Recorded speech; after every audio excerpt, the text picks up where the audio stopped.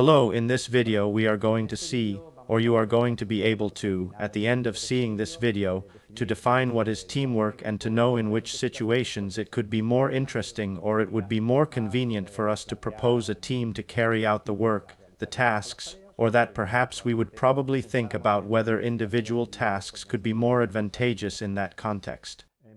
Let's start with a definition of team that I have structured in 3 dimensions.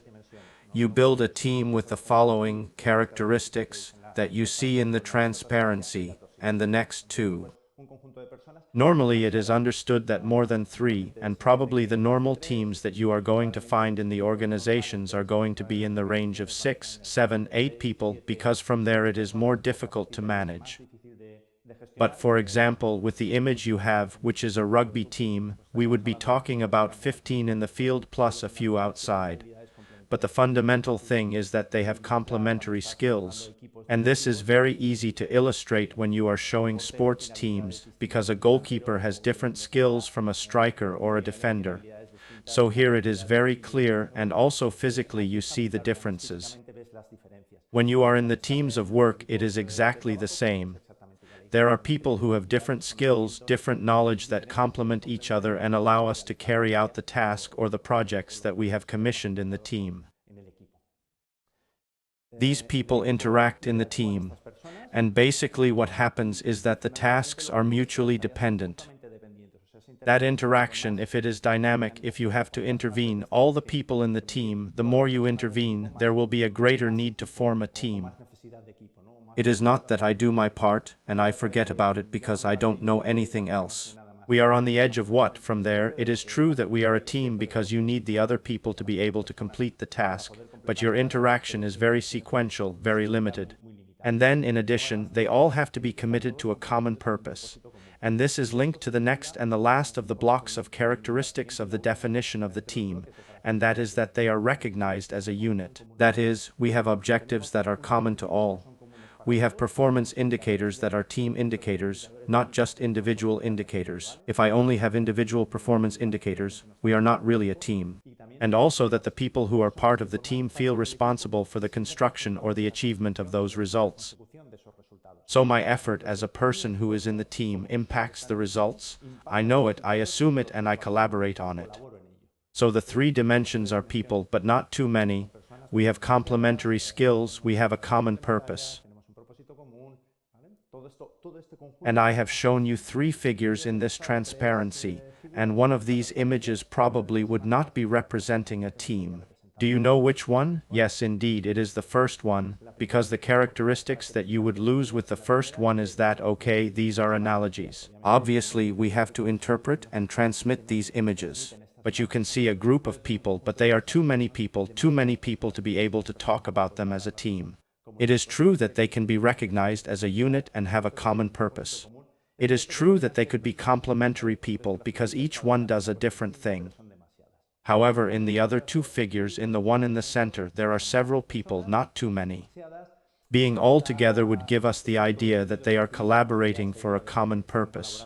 That you have a map of the world that could link you, which is the purpose in which everyone is thinking. Everyone is collaborating and feels committed or involved. And something similar could appear with the last of the figures, the 4 people who are together, who are connected, who probably have different skills and have something that interacts with them, that this interaction is linked between all of them. Evidently, they are analogies, but I would like to highlight with these images those 3 dimensions and that they have to give the 3 dimensions of the definition so that we are talking about a team. Once we know what is this team definition, what I would like is that we analyze whether it is better to work individually or to work as a team. Because I don't know if you have seen it on social networks, because there is something that they say is a Chinese proverb. I have not contrasted the source, but it is very popular on social networks, which you can find in many versions. I have put one of the multiples that I have found. I only go faster as a team, I get further. Of course, this statement put there would seem to say, this team is the best. But really, do you always go faster when you go alone? Maybe there are times when you go faster when you are in the team. Do you always get further with the team? Sometimes the team, what it does is a break, a block, a way to avoid. Of course, this can have a trick. If we consider the team working well, using all the good practices linked to teamwork, it is probably true. But not all teams are such, although we call them that. And sometimes we cannot implement things as we thought.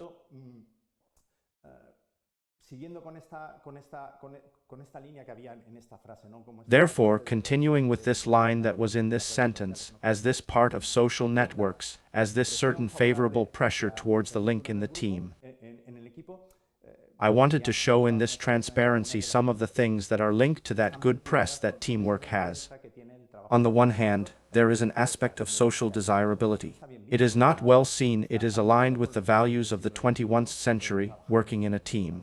It is something that is not only fashionable but also, not working in a team seems to be a traditional format. It is that you are not taking advantage of all the things that have developed in the last century. This type of language or this type of message appears frequently.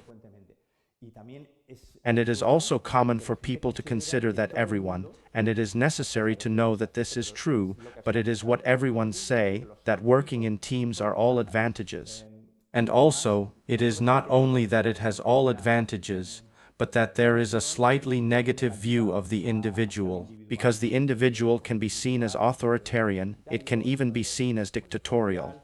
Even the term individualist seems to have a pejorative connotation. And what everyone wants is to set up a committee to solve things and decide democratically, because it cannot be said otherwise. We are in a world, or we are in a culture that can be democratic. This is a vision that would point out that the team is the only way to do things. But it is true, and this is not always said, that working in a team has a very high cost, because you fundamentally have to coordinate many things. You have to identify what the tasks are, distribute the tasks, divide the tasks, analyze how they fit together, sequence them well. You have to coordinate people who are in charge of the tasks, but at the same time have points of view, expectations, even different schedules. And how to fit all this involves a lot of effort, a lot of hours of work. It is true that if this work or if this effort is rewarded because we go further, because we do things that we could not do individually, it not only compensates, but it would also be crazy not to do so. But of course we cannot forget that teamwork has an effort. So what I would like to do is to mark some of the characteristics. Obviously, if all the characteristics are met, which I am going to comment on now, teamwork is probably the only sensible option to do things. If some of them are completed, then we are ensuring that teamwork has advantages over individual work.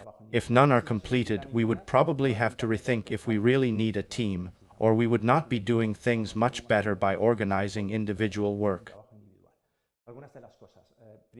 First, that the task is complex. It has been shown that when you have complex problems, you cannot have simple models to try to solve them.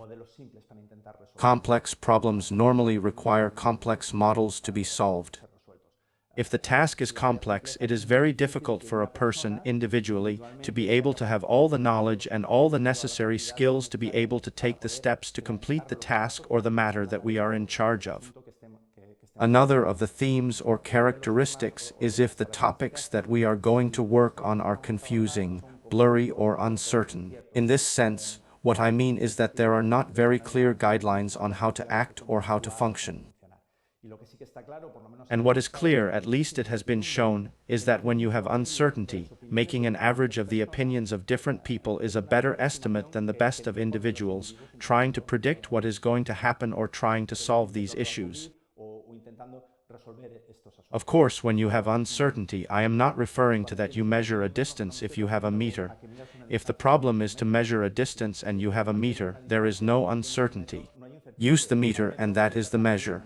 Do not start asking people how much distance do you think there is from here to there. It has to be something that we cannot easily measure, and then the team helps us. Another aspect that would help or encourage the use of the team, that it would be an advantage to use a team, is that creativity or innovation is needed. Because it has been shown that when we have different points of view, which is what the different people of the team generate, you can spoliate. If this is well managed and adequate techniques are used, you can spoliate creativity and you can encourage innovation. Also, when a more efficient use of resources is needed. If some of the people are being bottlenecked when we are working as a team, what we can do is manage the slack of the different people, pack the slack, and then with that we are much more efficient in the use of all kinds of resources, of time or knowledge.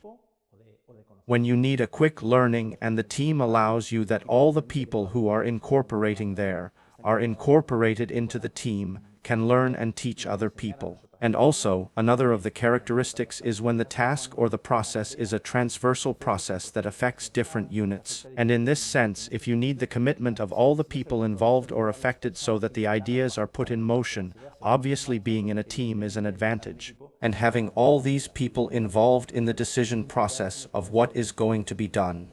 Just as when you need to know different points of view of all the affected people, which are very different points of view because they are in units or in processes or in different places. Therefore, you need to put them all in the team and work with all this complexity. Well, I think that in these moments you are able to define what teamwork is. And I have also commented on some of the possibilities, some characteristics that would help us to decide if a task is better to be addressed individually or as a team.